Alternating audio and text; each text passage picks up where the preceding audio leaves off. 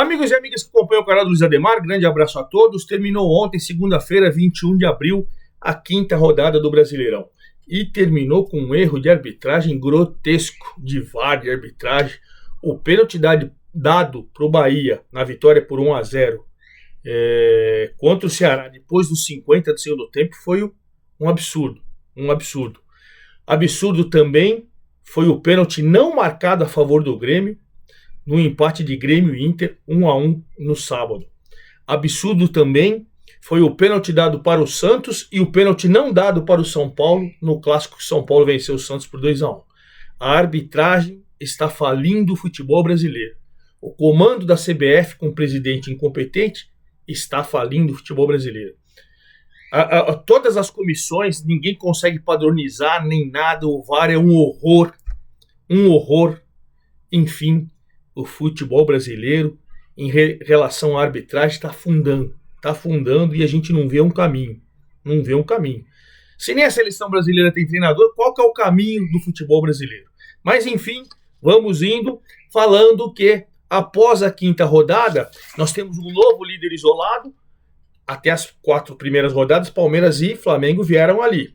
Agora o Palmeiras, depois de vencer o Inter fora de casa, venceu o Fortaleza fora de casa e passou o Flamengo, que ficou no empate 0-0 com o Vasco. Então, Palmeiras 13, Flamengo 11. Novo integrante do G6, do grupo da Libertadores, é o Corinthians. O Corinthians venceu de virada o Sport dentro de casa e entrou no G6. O Cruzeiro, que perdeu do Red Bull Bragantino, saiu.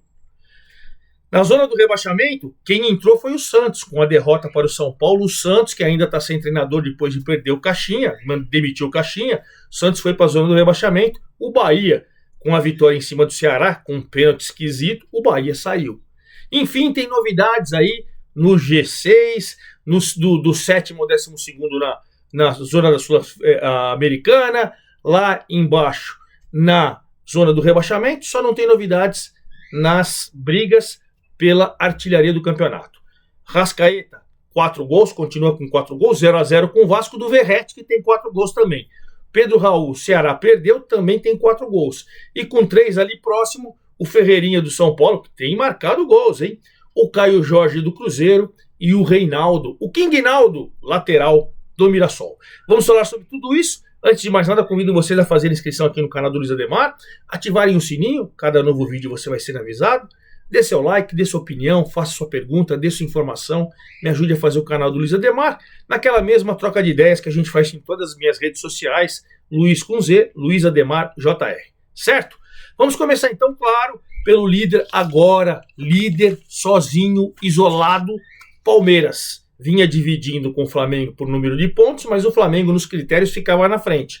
Agora o Palmeiras é isolado, 2-1 em cima do Fortaleza.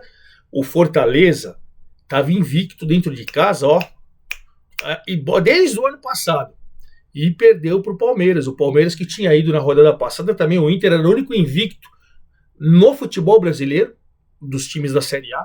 E o Palmeiras venceu lá. Agora venceu por 2-1, 23.877 pessoas estão vaiando o Vojvoda, hein, rapaz? Estão vaiando, não estão gostando desses 4 primeiros meses do ano do Fortaleza. Eu acho que não merece. Pegou um Palmeiras fortíssimo, fortíssimo. Mesmo o Tigrinho ainda sem fazer gols. Mas mesmo assim o Palmeiras é muito forte. Um jogo muito equilibrado até o finalzinho, acompanhei do primeiro tempo. Daí nos acréscimos do primeiro tempo, uma jogada do Rios, falta cobrada pelo Rios, a bola passou por todo mundo. O Facundo Torres foi lá, deu um tapa e fez 1-0. Começou o segundo tempo, o Fortaleza ameaçou chegar, ameaçou tentar um empate e tal. O Flaco Lopes, numa jogada do Estevão, faz 2-0 com 12 minutos. Ainda o Daverson, na lei do ex, fez cobrando uma jogada aérea, dentro da área, ele de cabeça, ele fez 2-1, e depois, no finalzinho do jogo, um pênalti que a bola bateu no braço do Naves, aí é questão de interpretação, mas o Lucheiro foi lá, fez a cobrança e o Everton, o Everton não pega pênalti, o Everton não é... O Everton foi lá, pegou o pênalti e livrou o Palmeiras do empate, 2-1 para o Palmeiras, com merecimento, diante do forte, para mim, forte Fortaleza. Palmeiras, 13 pontos, primeiro colocado. Fortaleza, 14º, caiu 2 posições, 5 pontos. Tá ali com o mesmo 5 do Galo, que está na zona do rebaixamento, mas nos critérios ele está fora. Nos critérios, o Fortaleza é o 14º. E o Flamengo, que ficou no 0-0 no sábado contra o Vasco, acabou caindo para a segunda colocação com 11 pontos. E olha, o Vasco fez um jogo heróico. O Flamengo é muito superior, elenco, time, treinador, no meu entendimento é tudo superior, respeitando o tamanho do Vasco. Não estou desrespeitando, não. O Vasco teve até com o comecinho do primeiro tempo com o Paulo Henrique uma bola na trave. Mas, gente, o Rossi fez algumas poucas defesas, mas o Léo Jardim foi fantástico, principalmente no segundo tempo. O Flamengo pressionando, Léo Jardim, e o Léo Jardim abraçou o empate 0-0, 39.027 pessoas no Maracanã, 39.027 pessoas no Maracanã, ponto precioso para o Vasco, penso eu, respeitando, o torcedor do Vasco pode discordar de mim, e o Flamengo deixou 2 pontos, mas o Léo Jardim está lá para isso, e fez um partidaço. Flamengo, segundo colocado, caiu uma posição, 11 pontos, 2 a menos que o Palmeiras, e o Vasco vem fazendo um campeonato de respeito, hein? 7º colocado, ele era o 6º na rodada, não, 8º colocado, ele era o 7º na rodada passada, tá ali na zona de Sul-Americana, tranquilo, vem fazendo um campeonato, para mim, de respeito. Então, é o 8º colocado, o Vasco, com 7 pontos. O terceiro continua o Flu. O Flu, na minha introdução que eu falei da arbitragem, vale para o Fluminense também. Eu esqueci de falar para o Fluminense. Claro que é lance interpretativo, e eu não quero ser o dono da razão. Alguém pode achar que ontem o pênalti dado para o Bahia, teve um empurrão, para mim nada. Alguém pode achar que o pênalti dado para o Santos, o jogador de São Paulo, Enzo, subindo de costa, o cara cabeceia aqui nas minhas costas, no meu braço, e aí o pênalti, o goleiro do Santos dá um pontapé no moleque do São Paulo e o juiz não deu. O do Fluminense é a mesma coisa. O Fluminense ficou no empate 1-1 no Maracanã com o Vitória. Ponto, assim como eu falei pro Vasco, e respeitando o Vitória, eu entendo que o primeiro grande objetivo do Vitória, entendo eu, seja escapar do rebaixamento. A partir dali você vai puxando Sul-Americana e você vai vendo o que você consegue fazer. Os 45 pontos tem que ser até pelos investimentos em relação aos gigantes, né? Penso eu. Mas enfim, o Fluminense com o Cano de cabeça faz 1-0 ainda no primeiro tempo, mais uma vez um cruzamento do Arias, e aí o Fluminense ficou em cima, o Vitória nos contra-ataques, muito bem treinadinho pelo Thiago Carpini, tudo direitinho. Aí eu acho que teve um pênalti Fluminense que não foi dado, e aí no finalzinho o Fábio ajeitou de calcanhar numa bela triangulação, o Lucas Braga aos 44 do segundo tempo empatou o jogo, 29.065 pessoas no Maracanã, 29.065 pessoas no Maracanã. O jogo Vasco-Flamengo foi no sábado, o jogo Fluminense 1, Vitória 1 foi no domingo, também no Maracanã, 1-1, apesar do tropeço, que você pode falar assim, o Fluminense com 10 pontos continua na terceira colocação, e o Vitória caiu uma posição de 15º para 16º, mas está fora da zona do rebaixamento, 5 pontos, vem fazendo um campeonato também, pelo menos legalzinho, penso eu. Quarto colocado subiu 2 posições, de 6º para 4º, Red Bull Bragantino, hein? Red Bull Bragantino no passado quase caiu, não caiu na última rodada, e agora vem fazendo um campeonato de brigar por Libertadores. 1-0 no Cruzeiro, 1-0 na despedida do Nabi Abichedi. O estádio do Bragantino agora não vai ter mais jogos, vai passar por uma reforma, não sei se você vai durar 2, 3 anos, mas vai virar uma arena lá. E aí o Bragantino reformou o estádio municipal de Bragança Paulista, tá lindinho, e vai começar a jogar lá agora. E aí vai passar por reforma. Na despedida, 6.916 pessoas lá no Nabi Abichedi. E o único gol da partida foi num erro de saída de bola do Cássio. Ele deu um bicão, a bola ficou nos pés do Bragantino, teve toda a triangulação, o Sacha tocou e o John fez 1-0 aos 14. Cruzeiro lutou muito, o Vilauba meteu uma bola no travessão ainda do Red Bull Bragantino, depois no segundo tempo entraram aí o Gabigol, o pessoal, o Dudu, todos os caras que viraram reserva lá, mas o Bragantino conseguiu segurar a vitória. subiu 2 posições, agora é o quarto colocado com os mesmos 10 pontos do Fluminense, 1 atrás do Flamengo e 3 atrás do Palmeiras. Olha que grande campanha esse início. E o Cruzeiro caiu 2 posições, saiu do G6. Saiu da zona de Libertadores, entrou na zona da Sul-Americana. Ele agora abre a zona da Sul-Americana com 7 pontos, mas os mesmos 7 do Ceará e do Corinthians que estão dentro da zona de Libertadores. Ou seja, está muito bem disputadinho. Quinto colocado foi o Ceará. Caiu uma posição de quarto para quinto, continua na zona de Libertadores, continua com grande campanha, com 7 pontos. Mas ontem, no encerramento da rodada, estava levando um empate. Fez a torcida do Bahia vaiar o Rogério Ceni, vaiar a torcida. O Rogério vem mesclando o time. O Everton Ribeiro, por exemplo, estava no banco. Mas o torcedor não está nem aí, o torcedor quer resultado. E aí, quando estava tudo conspirando a favor do 0-0, e acho que até era um resultado merecido, embora o Bahia foi mais contundente, criou mais, finalizou mais que o Ceará, 28.047 pessoas no feriado de 21 de abril, lá na arena da Fonte Nova, mas o juiz achou um pênalti escandaloso, o VAR, na verdade, achou um pênalti escandaloso, para mim, na minha interpretação, e o Everton Ribeiro foi lá aos 58 do segundo tempo, fez 1-0, e o Bahia venceu o Ceará com um pênalti esquisitaço. Bom, com essa vitória o Bahia sai da zona do rebaixamento, subiu 5 posições, foi para 6 pontos e virou 13º colocado. 13º colocado saiu. E o Ceará continuou dentro da zona de Libertadores, mas caiu da 4ª para a 5ª posição, tem 7 pontos. E fechando o G6 da Libertadores, o novo integrante, o Corinthians, que de virada fez 2-1 no Sport, que não ganha de ninguém, hein? É o único time no Brasileirão, 5 rodadas, que ainda não venceu. Pepa já tá ali. Pepa já tá ali, ameaçadíssimo, apesar do título pernambucano diante do Retrô e nos pênaltis. Nos pênaltis. Bom, o Sérgio Oliveira, depois de um primeiro tempo, para mim, melhor do Sport do que o Corinthians, criou mais, finalizou mais, e o Sérgio Oliveira, num belo de um voleio, fez 1-0 no primeiro tempo para o Sport.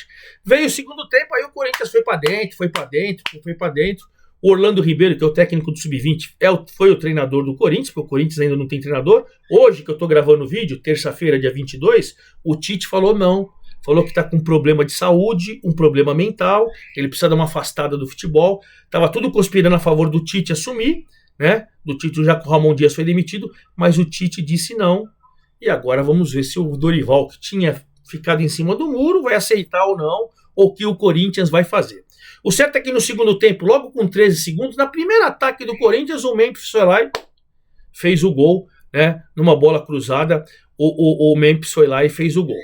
Aí depois, aos 17 do segundo tempo, uma bela jogada pelo lado direito, o Manaus, lateral direito, cruzou, o Memphis chutou, ainda desviou na zaga, matou o goleiro, e o Corinthians de virada para 44.257 pessoas lá na Neoquímica Arena, no Itaquerão. O Corinthians faz 2-1 e entra agora no G6, que acho que é o grande objetivo, né? Do Libertadores, subiu 8 posições, você vê que é uma vitória em 8 posições.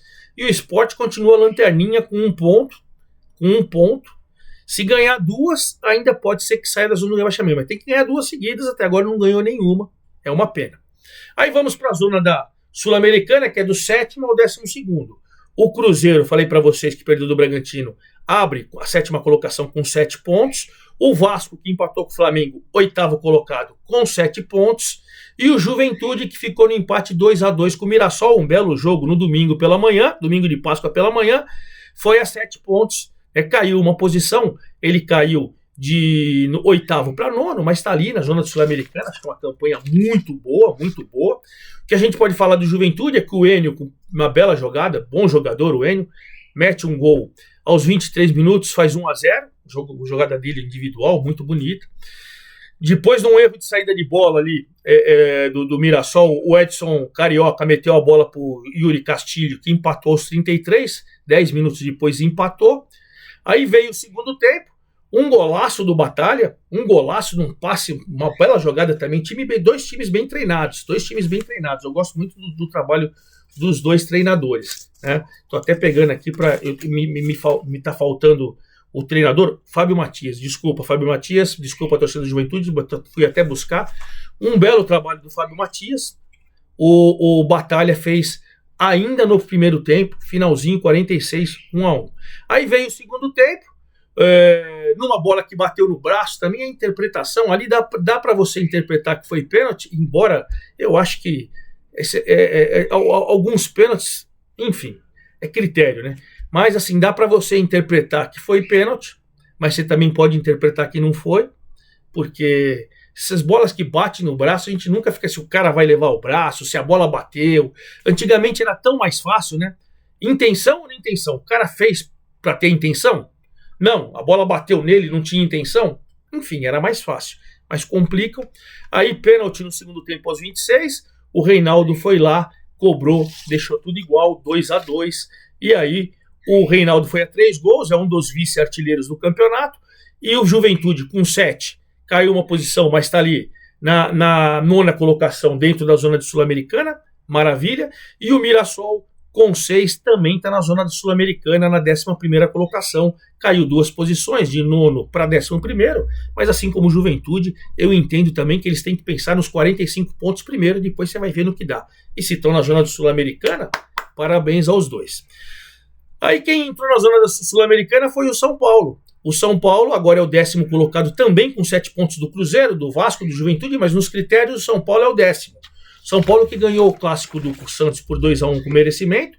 No primeiro tempo fez 2-0 muito rápido, com Ferreirinha aos 9 minutos, e depois com o André Silva, assim, muito rápido, até 22 minutos do primeiro tempo, estava 2-0. E o São Paulo merecia até mais. Aí o juizão meteu a mão no São Paulo, deu um pênalti para mim. Ah, interpretação, Ademar. Eu subo de cabeça, o cara tá aqui. Eu não tô vendo, a bola passa, o cara cabeceia a bola no meu braço e eu de costa fiz pênalti. É esse o critério. Pênalti pro Santos, o Tiquinho foi lá e fez.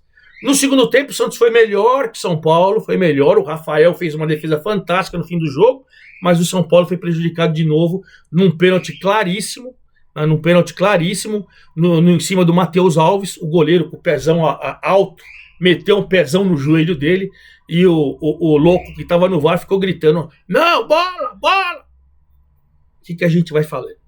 52.436 pessoas no Morumbi, a maior presença de público da rodada, da quinta rodada, e o São Paulo foi para a zona da Sul-Americana, 10º colocado com 7 pontos, e jogou o Santos para a zona do rebaixamento. Caiu 5 posições o Santos, com 4 pontos, ele é o 18º colocado. O Santos que ano passado jogou a Série B e foi campeão da Série B. O Santos tem que tomar cuidado, hein? E tem que buscar treinador. Até agora tá todo mundo falando não pro Santos. Aí o São Paulo é o 10º com 7, o Mirassol, falei que empatou com o Juventude, é 11º com 6, e aparece o Inter com 6, caindo 2 posições na 12ª colocação, fechando a zona Sul-Americana. O Inter que empatou com o Grêmio 1-1. Jogo bom, jogo clássico, sempre a gente sabe. Não acho que no melhor momento do Inter, o Kiki Oliveira fez 1-0. A bola, para mim, o gol foi contra, porque o Kiki foi chutar, a bola ia para fora, bateu no goleiro do Inter e entrou, mas deram o gol para o Kiki Oliveira, 38 do primeiro tempo. No segundo tempo, o Inter voltou em cima, e aí o Alan Patrick, cobrando o pênalti, empatou 1-1. Jogo para empate, acho que era um jogo para empate e tal, até que no finalzinho do jogo, um pênalti a favor do Grêmio, o juiz não marcou, mas o VAR chamou, e aí o VAR chamou, e a gente foi para o intervalo, foi pro VAR, né? Foi pro VAR, pênalti marcado, foi pro VAR, e aí a gente pegou, e o VAR falou: olha, foi pênalti em cima do jogador do Grêmio. O juizão, o Braulio da Silva Machado, horroroso, não sei como um cara desse aí tá aí até agora, horroroso. O Braulio foi lá e falou: ah, não, eu achei que não foi. Então, ficou no 1-1, mas para mim o Grêmio foi prejudicado. Foi um pênalti escandaloso, tanto que a CBF ontem ela se posicionou falando que o pênalti a favor do São Paulo que não foi dado foi pênalti claro, e o pênalti a favor do Grêmio que não foi dado foi pênalti claro. Espero que os dois árbitros tomem um gancho. Espero, né? Pelo menos. Mas enfim, 1-1, O Grêmio, com o ponto conquistado, ele foi...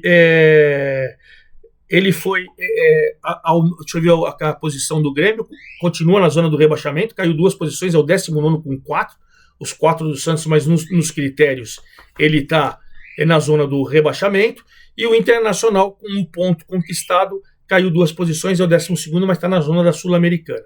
Aí nós vamos para os times que não estão nem na Sul-Americana nem na Libertadores, mas também não estão na zona do rebaixamento. O Bahia abre 13º com 6 pontos, que venceu o Ceará, falei para vocês. Fortaleza, que perdeu pro Palmeiras, é o 14º com 5. E aparece o Botafogo. E o Botafogo, hein, gente? Perdeu do Galo no Mineirão. O Botafogo tá mal, hein? O atual campeão tá mal, hein? O Galo não tinha vencido de ninguém. 24.528 pessoas lá no Mineirão. E o Galo, mesmo assim... deixa eu só falar aqui no Grêmio Inter, 27.282 o público. 27.282. Aqui no Mineirão, 24.528.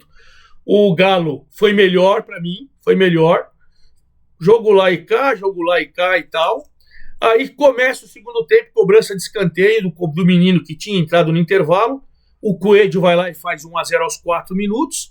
E depois o David Ricardo lá acabou sendo expulso do Botafogo aos 15 do segundo tempo. E com 1 a menos contra o Atlético, que é forte, apesar de não estava bem, o Atlético segurou uma bela vitória. Com essa vitória, o Galo não saiu da zona do rebaixamento. Olha como a campanha era ruim, hein? Com essa vitória, o Galo é o 17º com 5 pontos, subiu 2, de 19º para 17º, mas continua na zona do rebaixamento. E o Botafogo é o 15º, tem os mesmos 5 pontos do Galo, mas nos critérios ele está fora da zona do rebaixamento e o Galo dentro. E fechando, fora da zona do rebaixamento, com 5 pontos também, o Vitória, que eu falei para vocês que empatou com o Fluminense.